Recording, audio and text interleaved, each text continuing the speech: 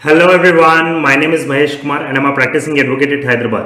ఈ రోజు మనం ఈ వీడియోలో ఇండియన్ పీనల్ కోడ్లో ఉన్న very important and very interesting chapter గురించి మాట్లాడుకోబోతున్నాం అండి. మరి ఆ చాప్టర్ ఏంటి? చాప్టర్ నెంబర్ 16 అండి. ఆ చాప్టర్ దేని గురించి మాట్లాడుతుందంటే అఫెన్సెస్ ఎఫెక్టింగ్ హ్యూమన్ బాడీ. అంటే మనిషి బాడీకి ఏదన్నా అఫెన్స్ ఎఫెక్ట్ అవుతుంటే దాని గురించి ఈ చాప్టర్లో మాట్లాడతామండి. మరి దీనిలో ఎన్ని సెక్షన్స్ ఉన్నాయి? సెక్షన్ 299 టు 377 అంటే చాలా సెక్షన్స్ కవర్ అయి ఉన్నాయండి. సో ఇవేంటంటే డిఫరెంట్ హెడ్స్లో డివైడ్ చేయబడ్డాయి. ఆ హెడ్స్లో డిఫరెంట్ సెక్షన్స్ ఉన్నాయండి, డిఫరెంట్ అఫెన్సెస్ ఉన్నాయి. సో దీని గురించి ఇన్ డీటెయిల్గా అర్థం చేసుకొని ట్రై చేద్దాం. So let's go into detail about that. So ఇది దేని గురించి? చాప్టర్ నెంబర్ 16 గురించి మాట్లాడుతుందండి. చాప్టర్ నెంబర్ 16 దేని గురించి మాట్లాడుతుంది? Offences effecting human body. ఓకేనా? అలానే దీనిలో ఎన్ని సెక్షన్స్ కవర్ ఉన్నాయి? Section 299 to 377. ఇప్పుడు ఈ సెక్షన్ 299 టు 377 ఉన్నాయి కదా, ఈ చాప్టర్ని డిఫరెంట్ పార్ట్స్లో డివైడ్ చేయబడింది. ఇది నేను డివైడ్ చేయలేదండి, ఆల్రెడీ బెర్ యాక్ట్లో ప్రాపర్గా డివిజన్ చేసి పెట్టున్నారు. ఎందుకంటే ఒక్కొక్క ఎఫెన్స్ గురించి ప్రాపర్ క్లారిటీ రావాలని. సో దీనిలో ఎన్ని డిఫరెంట్ హెడ్స్ ఉన్నాయి, దానిలో ఎన్ని సెక్షన్స్ ఉన్నాయని చూద్దాం ఒకసారి. ఫస్ట్ హెడ్ వచ్చేసి అఫెన్సెస్ ఎఫెక్టింగ్ లైఫ్. దీనిలో ఎంతవరకు సెక్షన్స్ ఉన్నాయి? 299 టు 311 వరకు ఈ హెడ్లో కవర్ అవుతుందండి. నెక్స్ట్ ఏంది? Causing of miscarriage, injuries to unborn child, concealment of births. దీనిలో ఎన్ని సెక్షన్స్ కవర్ ఉన్నాయి? 312 టు 318 వరకు కవర్ అయి ఉన్నాయండి. నెక్స్ట్ హార్ట్లో ఎన్ని సెక్షన్స్ కవర్ ఉన్నాయో చూద్దాం. 319 టు 338 వరకు కవర్ అయి ఉన్నాయి. Next wrongful restraint and wrongful confinement. దీనిలో ఎన్ని కవర్ అయి ఉన్నాయి? 339 టు 348 వరకు సెక్షన్స్ కవర్ అయి ఉన్నాయండి. నెక్స్ట్ ఈ హెడ్ ఏదైతే ఉందో దీనికన్నా బిఫోర్ ఒక హెడ్ ఉంటుంది. I forgot that to include in this. ఆ హెడ్ పేరు ఏంటంటే క్రిమినల్ ఫోర్స్ అసాల్ట్.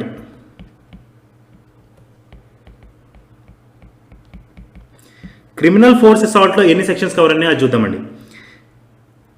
349 టు 374. అది criminal force assault plus kidnapping, abduction, slavery and labour ఇవన్నీ కలిపి దీంట్లో ఇంక్లూడెడ్ అనుకోండి. అది ఓకేనా? Included criminal force assault. ఓకేనా? ఇది ఇంక్లూడెడ్ అనుకోండి. దీనిలో ఎన్ని సెక్షన్స్ కవర్ ఉన్నాయి including that?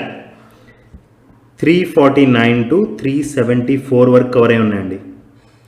349 to 374. Please note it down in very clearly. చాలా ఇంపార్టెంట్. మీరు బేర్ యాక్ట్ కోడ్ ముందలు పెట్టుకోండి. You will get enough clarity about this. Okay? Next sexual offences. Very important అండి. ఓకేనా? గుర్తుపెట్టుకోండి. దీనిలో ఎన్ని సెక్షన్స్ వరకు కవర్ అయినాయి? 375 టు 376E. ఓకేనా? Next last but not least unnatural offences. ఈ మధ్య చాలా ఫేమస్ అండి ఇది. బికాజ్ మీరు రీసెంట్గా 377 సెక్షన్ మీద చాలానే థింగ్స్ చూస్తుంటారు. Unnatural offences. సో ఒక్కొక్క దాని గురించి మనం ఇన్ డీటెయిల్గా ట్రై చేద్దాం.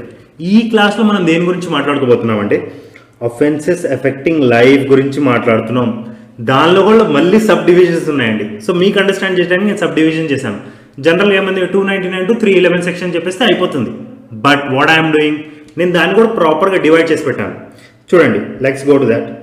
Offences affecting life which covers 299 to 311 section వరకు కవర్ అవుతుందండి. ఓకేనా? See we're talking about only this head today. Okay? So let's discuss about that. దీనిలో 299 టు 311 ఉన్నాయి కదా, బట్ ఇన్ని టైప్ ఆఫ్ అఫెన్సెస్ ఉన్నాయి చూద్దాం. ఫస్ట్ కల్పబుల్ హోమిసైడ్ ఉందండి. కల్పబుల్ హోమిసైడ్ అంటే ఏంటి, దానికి ఎంత శిక్ష పడుతుంది, ఇవన్నీ ఈ 3 సెక్షన్స్లో మాట్లాడతాం. 299, 304, 308. సో ఈ లెక్చర్లో మీకు సిరీస్ వైజ్గా కనిపించదు, అంటే నంబర్ వైజ్గా మీకు క్రొనాలజికల్ ఆర్డర్లో కనిపించదు.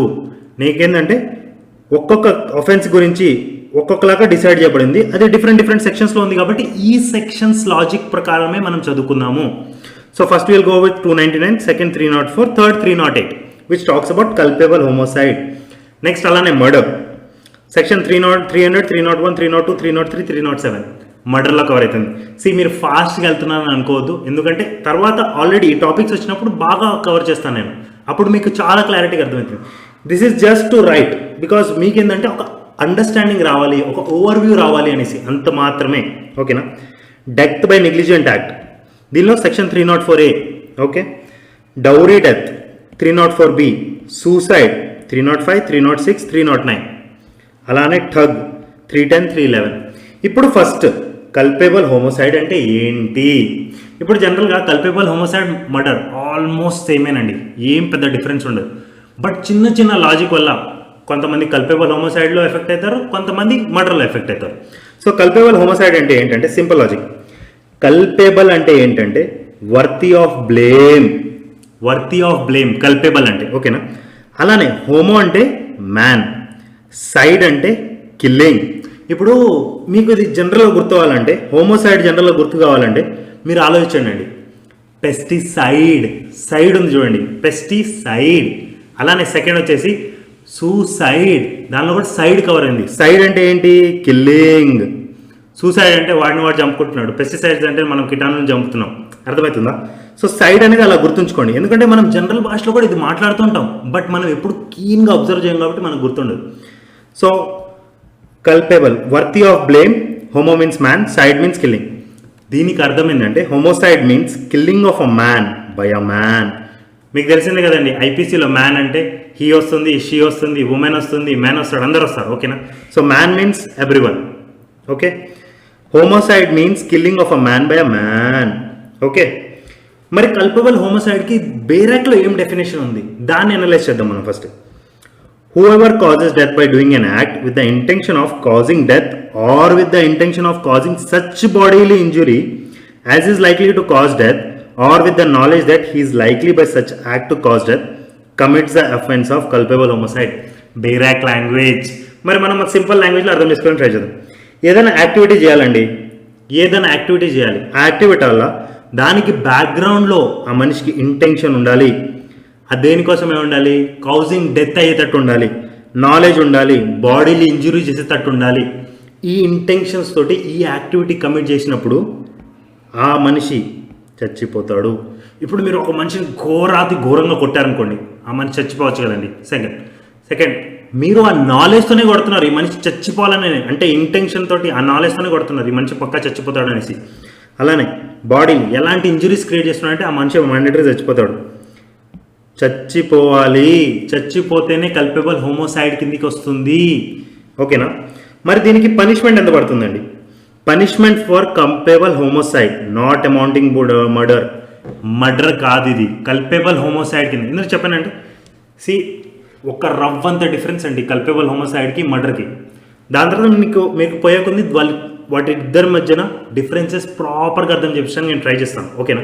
ఫస్ట్ ఇప్పుడు చూద్దాం, కల్పబుల్ హోమోసైడ్కి పనిష్మెంట్ ఎంత పడుతుంది? With intention to cause death, ఓకేనా? With intention to cause death, imprisonment for life, okay?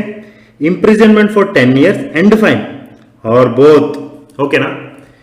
Next punishment without intention to cause death, imprisonment for 10 years or fine or both, ఓకేనండి?